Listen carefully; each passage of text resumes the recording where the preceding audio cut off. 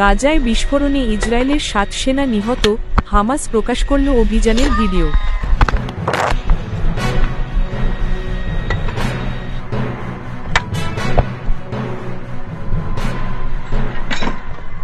দক্ষিণ গাজার খান ইউনিসে চালানো এক সফল অভিযানের ভিডিও প্রকাশ করেছে ফিলিস্তিনি প্রতিরোধ আন্দোলন হামাস।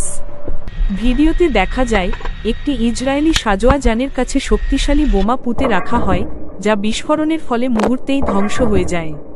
এই হামলায় ইসরায়েলি প্রতিরক্ষা বাহিনীর আইডিএফ অন্তত 7 সেনা নিহত হয়েছে বলে বিভিন্ন আন্তর্জাতিক সংবাদ মাধ্যম জানিয়েছে।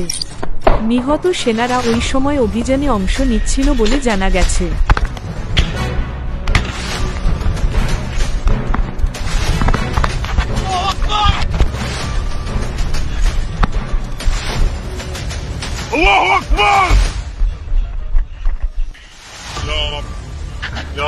হামাসের প্রকাশিত ভিডিওতে বিস্ফোরণের তাৎক্ষণিক দৃশ্য, ধ্বংস হওয়া যানবাহন এবং পরে গাজার প্রতিরোধ যোদ্ধাদের বিজয় উদযাপন করতে দেখা যায়।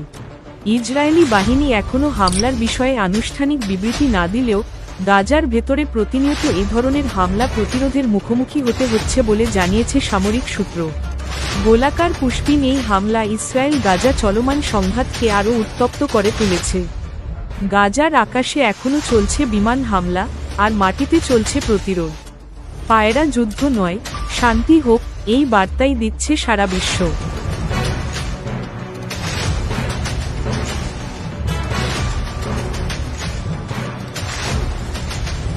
নতুন আপডেটের জন্য আমাদের ফলো করুন।